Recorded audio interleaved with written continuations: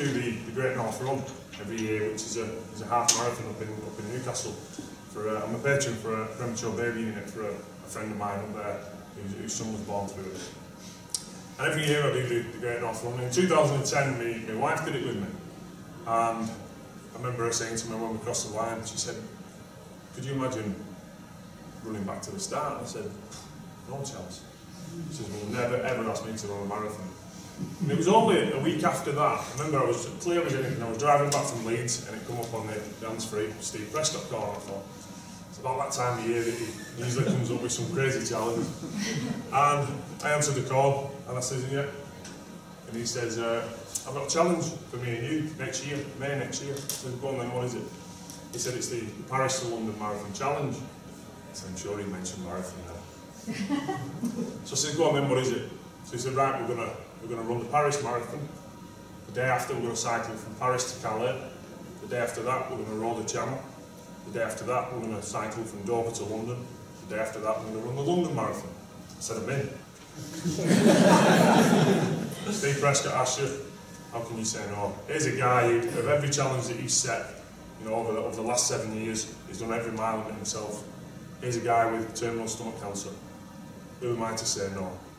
So anyway, we did the run, we did the cycle. Unfortunately for us, we weren't as famous as John Bishop, so we couldn't cross France to England. That was actually the first crossing that's ever been done that way. So we was on the ferry going back to England to row back to France. And I remember we was on the ferry. There's a video of me and Steve being interviewed on top of the ferry on YouTube, and it come over the tannoy, the captain.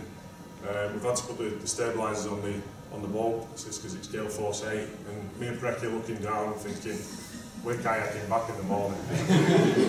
Unfortunately, when we got over there, obviously because of the sea, we didn't get clearance to do that.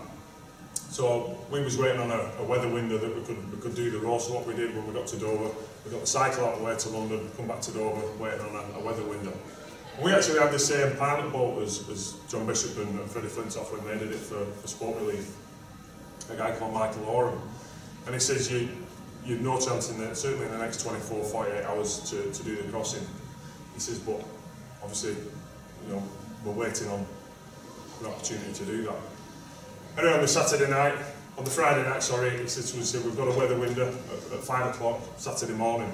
He says, but you won't be doing it in kayaks. Of all the 6 months training that we've done very little running, very little cycling, and spent 6 months learning how to stay upright in a kayak. Anyway, when we got to do the crossing, he says, but you can't be in a kayak. He said, it's not, obviously the weather's too bad. He said, but we're going to take you in the same rowing boat that Bishop used. He said, but there's 2 you can't do it, we need 5. This was on Friday night down in Dover. We're rowing at 5 o'clock Saturday morning. So as you do, you get on the phone, get all the Rugby League boys, and Chris Joint, Bernard Dwyer and Steve Hall put their own up. They said, we'll be down in Dover in 5 hours. And they come down, and it was funny because Bernard Dwyer and Chris Joint both played for St Helens years together, and they'd not seen each other for years.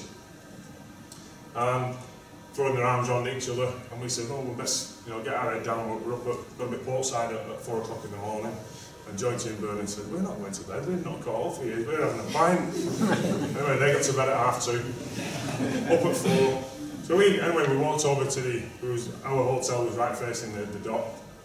Walked over to the dock, and there's 2 rowing boats there, 2 pilot boats, and we're thinking, who's the other boat for? Next thing, these 4 guys walked through, and all the right rowing gear, looked the part, introduced themselves, said the 4 guys from Cambridge who'd trained for 12 months to row the Channel, and they got the same weather with her as us.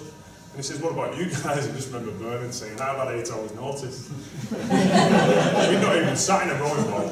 And I'm sure they'd done it on purpose. They put our rowing boat in back to front, so we had to turn it around in the dock. First thing we did, straight into this yacht. Chris Joint, going with his oar, back to front. But we got across. They did it in 6.5 hours, we did it in 7.5. So, the moral of the story is, if you want something bad enough, go and get it. Because there's no way we should have crossed the English Channel. Certainly, 3 of the guys with 8 hours notice, no practice between us, but, if you want something, go and get it. Thanks very much for listening anyway. I'm going to pass you back to Steve.